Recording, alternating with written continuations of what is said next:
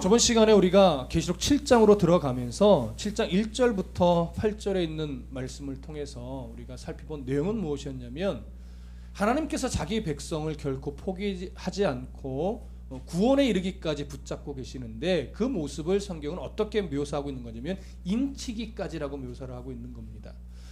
인친다라고 하는 것은 정말 천사가 와서 이마에 도장을 꽝 찍는 이런 어떤 사실적인 묘사가 아니라, 하나님이 구원의 백성을 결코 어떤 사단의 세력에 빼앗기지 않는다라고 하는 어떤 상징적인 그림인 것이고, 이 땅에 예수님의 초림 때부터 계속해서 재앙적인 일들이 벌어지지만 그 재앙의 바람을 네 천사가 사방 모퉁에서 붙잡고 있는 거예요.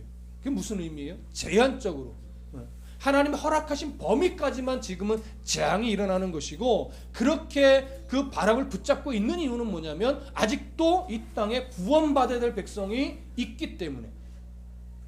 그래서 그 구원받은, 하나님이 작정하신 구원의 백성을 다 인치고 구원에 이르게 되면 그 바람을 붙잡고 있던 천사들의 손이 어떻게 돼요? 놓아질 거예요.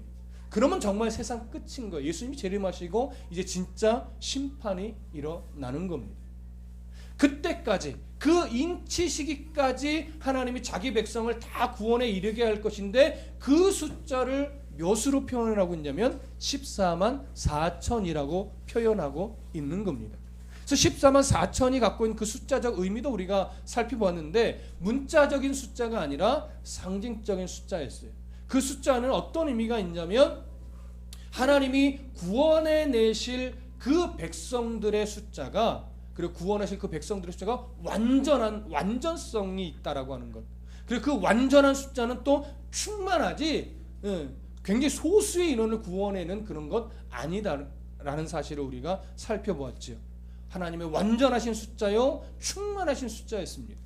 오늘 본문은 그것과 더 연장해서 이제 하나님이 구원해내시는 그 범위가 한 민족 안에 갇혀져 있는 것이 아니라 보편적으로 모든 민족이 그 구원의 대상으로 되어 있다라고 하는 사실, 그리고 그 모든 민족을 구원의 대상으로 삼으신 하나님은 충만하게 자신의 백성들을 구원해 내실 것이라는 사실을 오늘 본문에 담고 있습니다.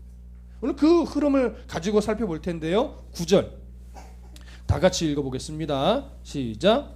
이 일 후에 내가 보니 각 나라와 족속과 백성과 방언에서 아무도 능히 셀 수 없는 큰 무리가 나와 흰옷을 입고 손에 종려가지를 들고 보좌 앞과 어린 양 앞에 서서. 자, 요한이 또 새로운 환상을 보게 되는 겁니다. 그 환상의 첫 모습은 뭐냐면, 각 나라와 족속과 백성과 방언에서 아무도 능히 셀 수 없는 큰 무리를 보게 되는 거예요. 나라와 족속과 백성과 방언이란 얘기는 결국 한마디로 얘기하면 모든 세계의 모든 민족을 말하는 것이죠. 이것이 좀 전에 얘기했던 하나님이 구원에 이르게 하는 백성의 범위를 말해요. 보편성을 말하는 거예요. 이 보편성은 한 나라에 이렇게 국한되어 있는 구원이 아니다라고 하는 거죠. 구체적으로 얘기하면 이스라엘만 구원한다는 게 아니라는 의미예요. 이스라엘만이 아니라 이스라엘을 어떤 영적인 대표로 상징하는 모든 영적 이스라엘. 그래서 하나님이 아브라함을 믿음의 조상으로 불러내셔서 하늘의 별과 같이 땅의 모래같이 그 자손을 어떻게 해요? 많게 하시겠다고 그랬죠. 그것이 상징하는 게 뭐예요? 땅의 이스라엘이라는 그 나라를 말하는 거예요? 아니었죠. 영적 이스라엘, 영적 아브라함의 자손들. 그런데 여러분 참 놀라운 게 뭐냐면, 아브라함을 하나님 불러내셔서 내가 너를 통해서 하늘의 별과 같이 땅의 모래같이 자손을 그렇게 많게 해줄 것이다 라고 약속을 해주시기 전에 어떤 사건이 있었죠? 11장, 창세기 11장에서 전혀 모르신다는 눈빛을, 너무 초롱초롱한데 나는 알고 있어 이래야 되는데 막 새롭게 듣는 얘기처럼 너무 초롱초롱하셔. 11장에서 무슨 이야기가 있어요? 바벨탑 사건이 있죠. 바벨탑 사건은 뭐 때문에 일어난 겁니까? 언어가 하나라서 일어난 일이에요. 그때는 무슨 언어를 썼는지 모르겠지만 영어일지 한국말일지 중국말일지 알 수는 없어요. 일단 무슨 언어인지 하나였어요. 근데 언어가 하나임으로 인해서 이들이 사람이 교만하여 버린 일이 뭐예요? 내가 하나님처럼 높아지겠다라고 하는 거죠. 그래서 쌓은 것이 바벨탑이에요. 하나님이 진노하셨어요. 그래서 하나님이 일으키신 사건이 뭐예요? 언어를 나누셨죠. 그래서 민족과 족속과 백성과 방언으로 흩으셨죠. 그러니까 언어가 같은 사람끼리 모여서 자기들이 살 곳으로 흩어져 간 사건이, 이것을 물론 저주라고도 우리가 이해할 수 있지만 하나님이 언어를 나누셔서 더 이상 바벨탑을 짓지 않게 하셨다면, 않게 하신 것이 저주가 아니라 그게 사실은 또 다른 하나님의 사랑의 표현이에요. 그냥 놔두셔서 계속 바벨탑을 짓게 하셨다면 어떻게 될 수밖에 없을까요? 다 진멸할 수밖에 없는. 그래서 그 자리까지 가지 않게 하기 위한 하나님의 또 다른 사랑이 뭐냐? 언어를 나누신 거예요. 그래서 백성과 민족과 나라로 다 흩어버리신 거예요. 더 이상 바벨탑을 짓지 못하도록. 그러면 하나님의 사랑이 그것으로 그냥 끝나는 걸까요? 아니에요. 그래서 모든 민족과 백성과 방언으로 그렇게 나눠서 흩으신 후에 아브라함을 부르셔서 아브라함을 통해 다시 모든 민족과 백성과 방언과 나라들을 하나님의 백성으로 다시 불러내시는 거예요. 이게 구원을 이루어가신 하나님의 놀라운 계획이요 작정하심입니다.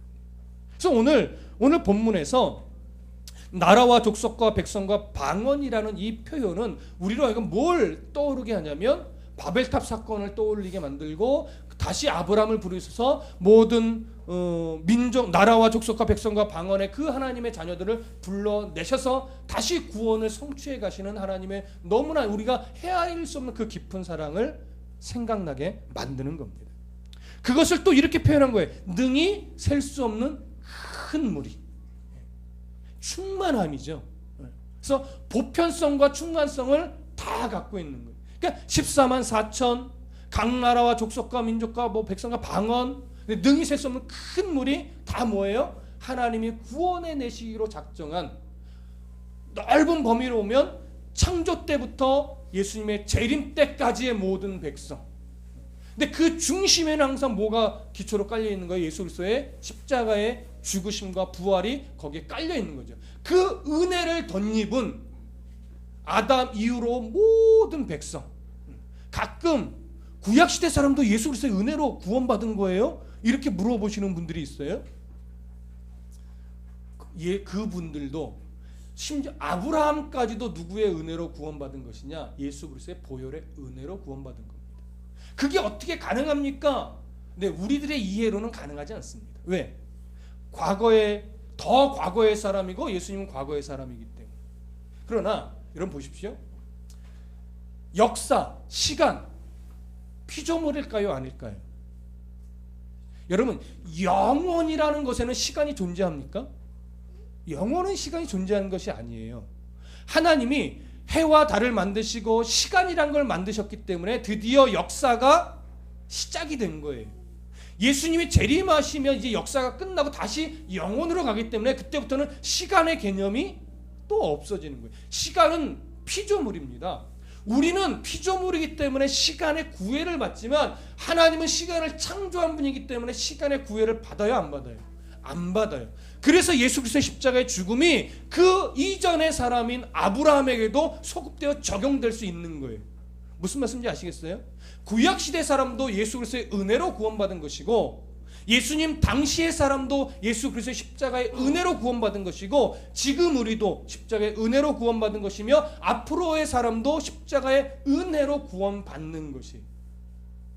그래서 구원에 이르는 길은 가장 훌륭한 길이 아니라 가장 중요한 길이 아니라 어떤 길이라고 늘 강조해요? 유일한 길이. 이거 외에 다른 어떤 것을 끌어대놓고 이래야 구원받습니다 말하면 이단이고 예수 그리스도를 믿지 않는 것 외에 다른 것을 가지고 당신 지옥 가요라고 말하면 그것도 뭐예요? 이단. 구원과 지옥, 천국과 지옥을 가르는 유일한 기준 딱 하나는 뭐냐면 예수 그리스도예요. 조금 살을 더 붙이면 삼위일체 하나님이신 거죠. 그걸 우리가 정확하게 갖고 있어야 돼요. 말은 참 은혜롭고 모든 것이 다 좋은데 살짝 엉뚱한 걸 끌어와서 지옥 간다 뭐 어쩐다 얘기하면 그건 아무리 다른 말이 다 좋아도 이단인 거예요. 구원에 이르는 유일한 길 예수 그리스도. 그 예수 그리스도를 통하여 모든 인간의 역사 속에서 구원의 일을 백성들은 충만합니다. 능히 셀 수 없습니다. 14만 4천이라는 숫자 안에 갇혀있지 않습니다. 그러니까 우리가 정확하게 이해하시고 분별력을 가지셔야 돼요. 자, 그 의미가 바로 각 나라와 족속과 백성과 방언에서 아무도 능히 셀 수 없는 큰 무리라는 에 담기는 의미예요. 이 무리에 저나 여러분이 포함이 될까요? 안 될까요? 포함이 돼요. 혹시 살아온 세월이 너무 엉망이어서 자신 없으신 분들 있습니까? 어리석은 생각이죠. 그것이 나의 천국과 지옥을 가늠하는 기준이 되지 않아요. 비록 그렇게 살았어도 내가 주의 은혜를 덧입은 자이기 때문에 뭐 할 수 있는 거예요? 구원에 이를 수 있는 거예요. 그걸 보셔야죠. 그래서 다시 엉망이었던 지난 세월을 정리하고 그 은혜를 덧입은 자이기 때문에 바르게 살아가려고 노력하는 거죠. 애쓰는 거죠. 그래서 신앙은요, 완전성의 문제가 아니라 방향성의 문제인 거예요. 완전하게 그렇게 거룩하게 살아야 된다가 아니라 거룩한 방향성을 가지고 살아가느냐, 그게 더 중요해요.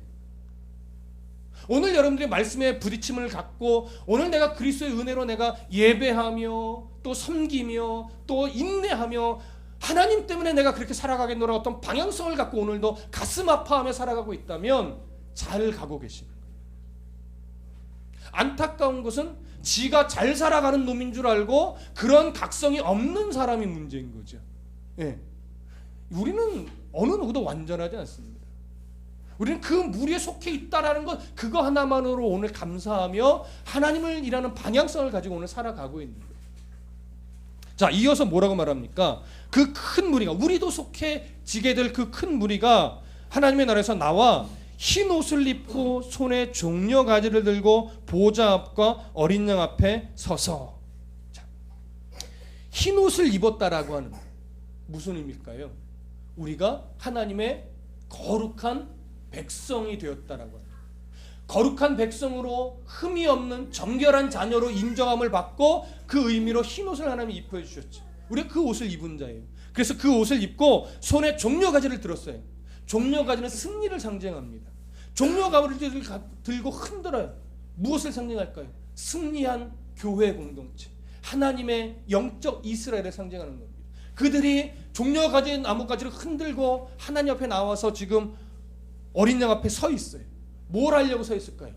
다음 구절에 나와 있죠. 자, 함께 읽어보겠습니다. 10절 다 같이 시작. 큰 소리로 외쳐 이르되 구원하심이 보좌에 앉으신 우리 하나님과 어린 양에게 있도다 하니.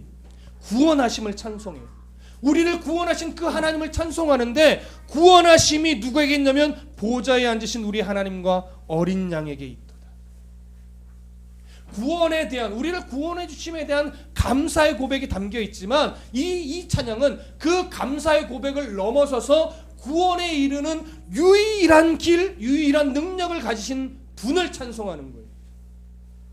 우리를 구원에 이르게 하신 그 하나님, 그 어린 양 예수 그리스도, 그분의 그 존귀하신 능력, 유일하신 능력, 그것을 찬송하는 거죠. 이 찬송을 어떻게 표현해요? 큰 소리로 외쳐. 음치건 뭐건 상관없어요. 구원에 이르게 하신 하나님에 대한 감사가 너무 커서 그 하나님을 찬송하는 데 있어서 큰 소리로 찬양. 때로는 우리가 참 목소리가 안 좋고 음치여서 음이 안 맞아도 하나님 앞에 큰 소리로 찬송할 때 은혜가 될 수 있어요. 큰 소리여서가 아니라 그만큼 우리 안에 뭐가 큰 거예요? 감사와 감격이 큰 거죠. 여러분, 큰 소리로 찬양하기 위해 좀 애쓰십시오. 목소리 안 좋아도 상관없어요. 음 안 맞아서 불협화음 나도 상관없어요. 누가 이렇게 째려보면 네가 이상한 거야 이렇게 생각하시면 돼. 나는 하나님을 찬송하는데, 그렇죠? 예.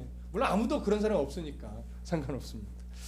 자, 그렇게 구원의 감격을 노래합니다. 구원의 능력이신 하나님을 찬송합니다. 자, 11절, 12절 다 같이 읽어보겠습니다. 시작.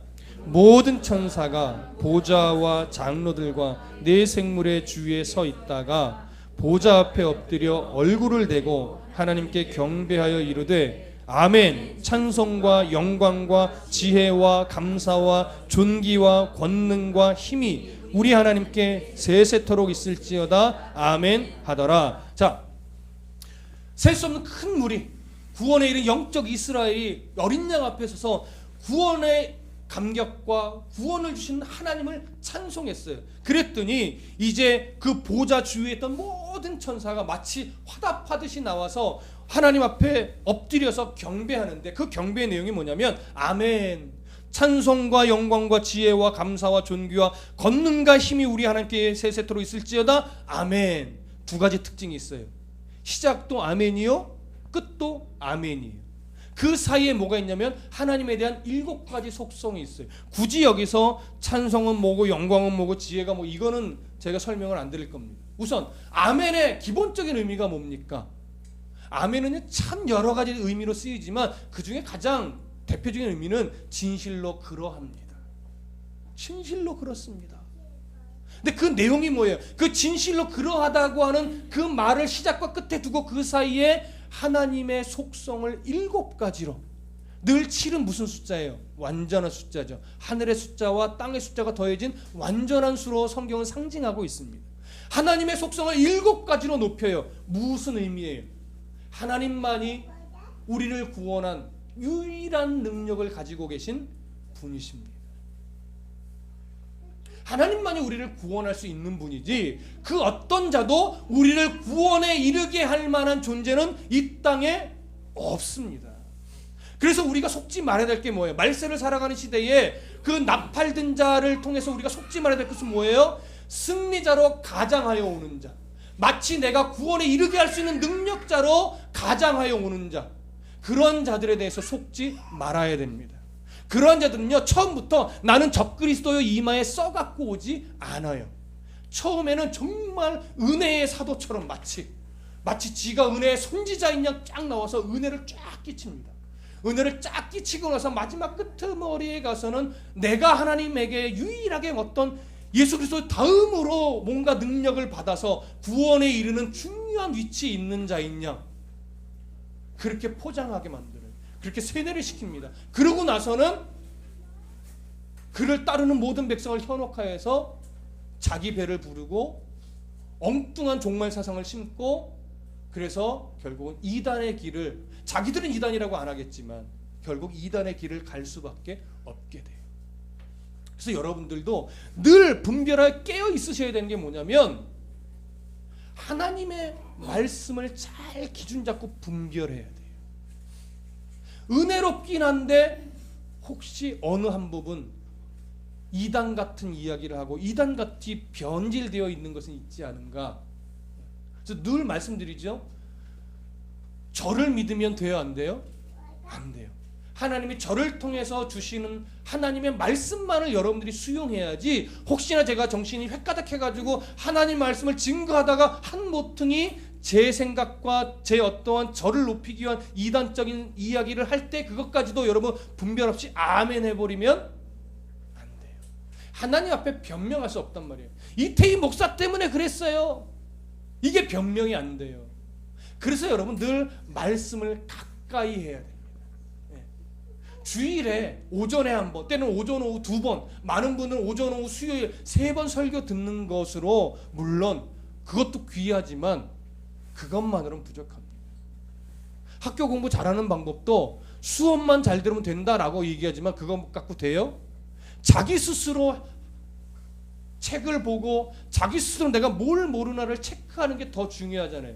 그거 없으면 다 아는 것 같은데 막상 시험지 오면 모르죠. 여러분 설교도 마찬가지입니다. 신앙도 마찬가지예요. 목사를 통해서 설교를 할 때 아 그렇구나 아멘 아멘 하면 내 신앙이 잘할 것 같지만 아니에요. 내가 직접 말씀을 놓고 보고 읽으며 내가 씨름하는 싸움이 없으면 신앙이 사실 더디 자라요. 그래서 2015년도는 일상에서 말씀을 가까이 하는 삶이 우리 교회 표어입니다.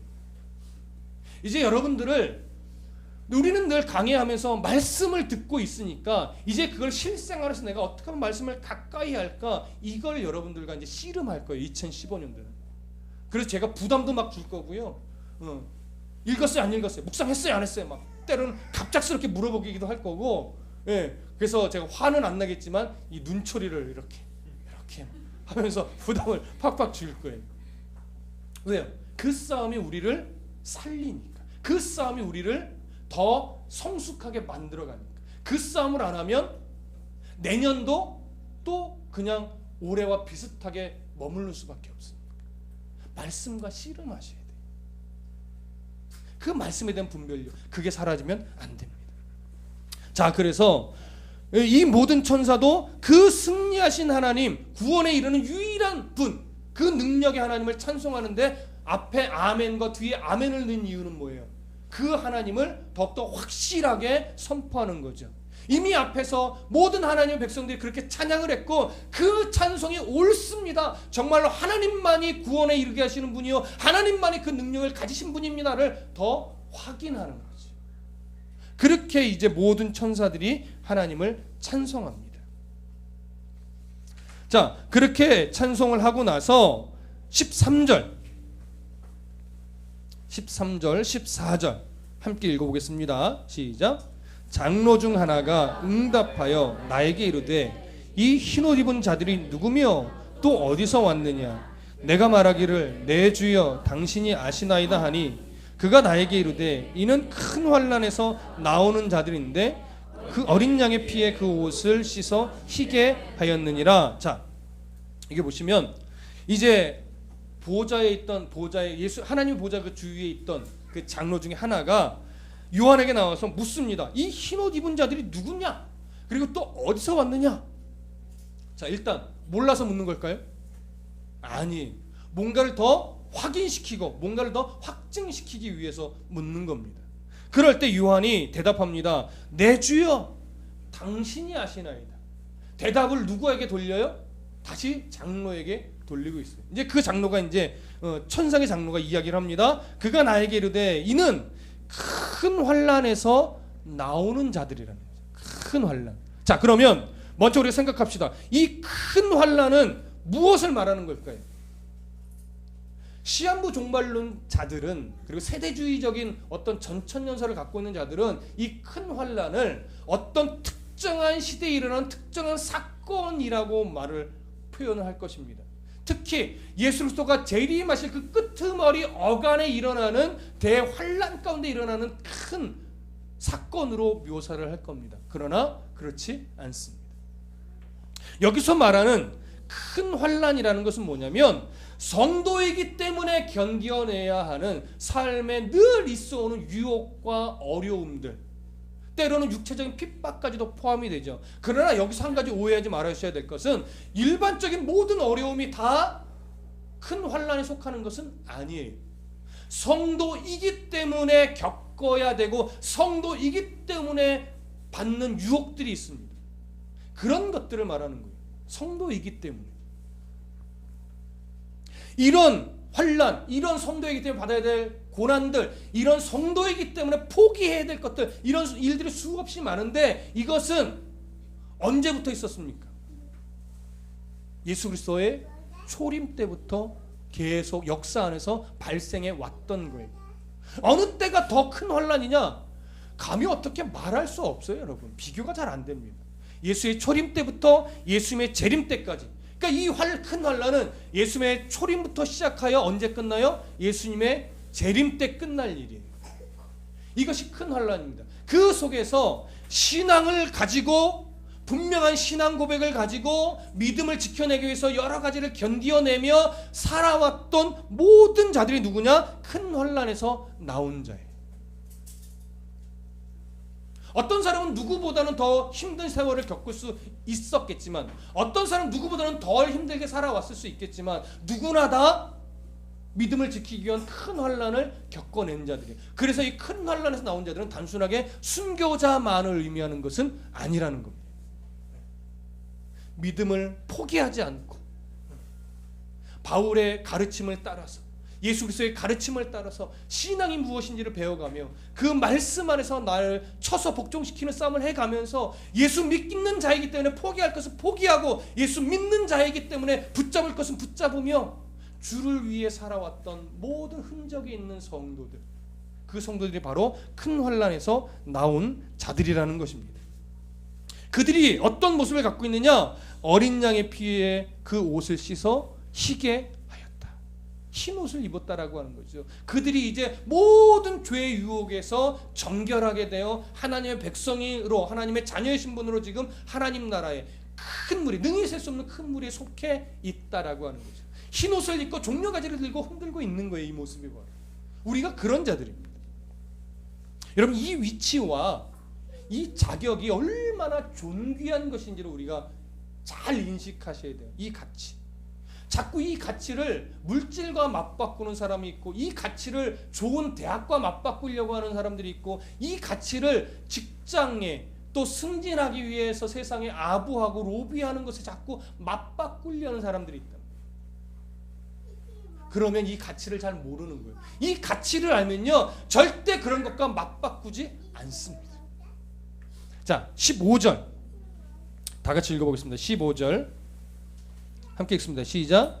그러므로 그들이 하나님의 보좌 앞에 있고 또 그의 성전에서 밤낮 하나님을 섬김에 보호자에 앉으신 이가 그들 위에 장막을 치시리니. 자, 저를 보세요. 그러므로 우리가 그 큰 환난을 견디어내고 하나님 나라의 흰옷을 입은 자로 온 그런 성도로서, 그런 하나님의 자녀로서 15절에 이렇게 말해요. 그들이 어디에 있어요? 하나님의 보좌 앞에 있어요. 이게 성도의 궁극적인 위치예요. 우리가 있을 곳, 하나님 나라, 하나님의 보좌 그 앞에, 그리고 또 그의 성전에서 밤낮 하나님을 섬김에 우리가 무슨 역할을 하게 될 것이냐? 하나님의 나라 가서 밤낮 하나님을 섬깁니다. 근데 여기 섬긴다라는 이 단어는요, 일반적인 섬김을 더 넘어서서 제사장적인 차원의 섬김을 말하는 거예요. 우리를 그렇게 존귀한 자로 하나님, 이미 이 땅에서 우리를 뭘로 부르셨어요? 제사장으로 부르셨죠. 제사장으로 살게 하셨다고요. 하나님 나라에서도 우리가 제사장의 모습으로 하나님을 경배하고 높입니다. 하나님을 섬깁니다. 그게 우리가 하나님 나라 갔을 때 우리의 위치, 우리의 역할이. 그리고 보좌에 앉으신 이가 그들 위에 뭘 쳐요? 장막을 쳐요. 무슨 의미예요? 그들과 함께 산다라는 얘기죠. 영원히 우리는 하나님의 보좌 앞에 서 있게 될 겁니다. 그리고 거기서 하나님을 찬송하며 섬길 겁니다. 그리고 하나님은 그런 우리들과 함께 영원히 함께 동행하며 살아 주실 겁니다. 이것이 성도의 궁극적인 모습이에요.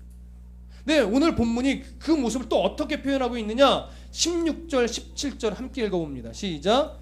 그들이 다시는 줄이지도 아니하며 목마르지도 아니하고 해나 아무 뜨거운 기운에 상하지도 아니하리니 이는 보좌 가운데 계신 어린 양이 그들의 목자가 되사 생명수 샘으로 인도하시고 하나님께서 그들의 눈에서 모든 눈물을 씻어 주실 것입니다.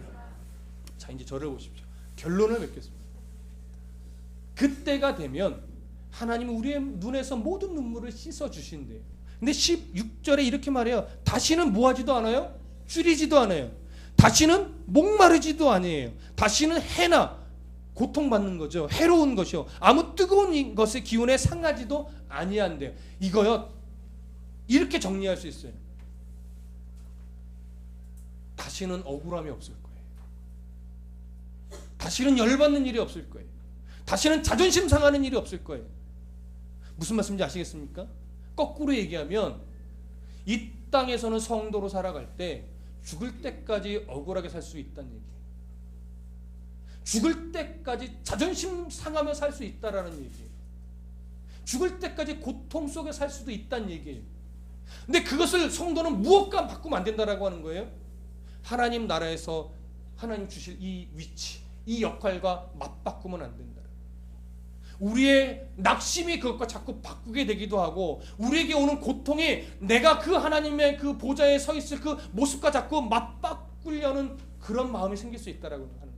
근데 성경은 말합니다. 그렇게 살 수밖에 없다. 그런데 너의 궁극적인 위치와 너의 궁극적인 역할과 하나님이 궁극적으로 너와 영원히 살게 될 그 모습을 보라는 거예요. 그때 그 하나님의 나라에 가면 그 고통 속에서 나를 연단하신 하나님의 마음을 깨닫게 되니까 더 이상 이 땅에 살았던 흔적이 하나님 나라에서는 연결되지 않을 뿐만 아니라 이 땅에서는 좀 억울하게 느꼈었는데 하나님 나라 가니까 억울한 것이 아니었구나를 정확하게 깨닫게 되는 거예요. 그게 자존심 상하는 문제가 아니었구나. 그것이 없었으면 내가 끝까지 하나님을 붙잡는 손을 놓을 수밖에 없음. 하나님 나를 그 손 붙잡게 하고 나를 더 성숙하게 만들기 위해서 하나님도 찢어지는 가슴을 안고 나를 그 고통 가운데 뭐예요? 놓으셨던 거예요. 이걸 깨닫게 되니까 억울했던 마음들이 사라져요. 자존심 상했던 것이 더 이상 자존심 상한 일이 아니었던 것을 알게 돼요. 그러면서 나의 보좌 가운데 계신 어린 양이 그들의 목자가 되사, 나의 목자가 되사 생명수샘으로 나를 인도해 주시는 그 감격을 경험하고, 그리고 그 하나님께서 내가 이 땅에서 흘렸던 모든 눈물을 깨끗하게 씻어주시면서 정말로 말로 표현할 수 없는 그런 감격으로, 행복으로, 기쁨으로, 감사로 그렇게 우리들을 품에 안고 눈물 씻어주면서 잘했다, 잘 참았다, 너 잘 살았다, 이제 이곳에서 나와 함께 영원히 정말 기쁨의 삶을 살자 하면서 우리를 꼭 안아주시는 거예요. 그러면서 우리는 그 품에 안겨 이제 기쁨의 눈물을 흘리며 그 하나님을 찬송하며 그 구원의 능력을 감사하는, 그것이 뭐예요? 우리의 궁극적인 모습이라는 거죠. 여러분, 이걸 소망하십시오. 이 삶을 소망하시면 여러분 견뎌내실 수 있으실 겁니다. 이겨내실 수 있으실 겁니다. 감사로 우리의 입을 채워갈 수 있으실 겁니다. 여러분, 오늘 아까 드렸던 찬송을 보시면 이런 가사가 있어요. 주 나의 모습 보네, 상한 나의 마음을 보시네, 주 나의 눈물 안에 홀로 울던 마음 아시네. 그 다음에 주 사랑 내게 있네, 그 사랑이 날 채우네. 여러분, 이 땅에서의 억울함을 뭘로 채우실 거예요? 돈으로 채울 수 있을까요? 성도이기 때문에 겪는 억울함이 있다고요. 돈으로 채울 수 없고 명예로 채울 수 없어요. 근데 우리는 그 억울함 하나님 좀 물질로 채워주시면 안 될까요? 그러면 내가 오늘도 이겨낼 수 있겠는데, 이렇게 생각하지만 물질로 채워지는 거 아니에요. 건강으로 채워지는 것 아니에요. 명예로 채워지는 것 아니에요. 그 이 땅에 살아가면서 겪는 모든 아픔들, 슬픔들, 억울함들은 하나님의 사랑으로 채울 때만이 그게 메꿔지는 거예요. 주 은혜가 내게 있어요. 그 은혜로 나 세워지고 그 은혜로 나의 상처난 굴곡들을 채워가는 거예요. 그게 성도예요. 그럴 때 하나님이 너 그 내 사랑으로 그 굴곡진 삶을 잘 맺고 왔구나, 잘했다 하면서 위로하시고 사랑한다고 말해주시고, 거기서 존귀한 자로, 더 존귀한 자로 우리를 뭐예요? 세워주시는 거죠. 그 소망을 놓치지 마십시오. 그 소망이 있는 한 그 세상에 어떤 악한 사단이 우리를 넘어뜨리려 해도 우리는 넘어질 수 없는 자입니다. 하나님이 우리를 포기하지 않으십니다. 하나님이 우리를 끝까지 일으켜 세우십니다. 한 영혼도 실수로 놓치는 자는 없습니다. 그 하나님의 사랑이 우리 가운데 있음을 믿고 오늘도 진실하게 하나님 앞에 은혜로 나의 삶을 채워가며 살아가는 성도가 되시기를 소원합니다. 기도하겠습니다.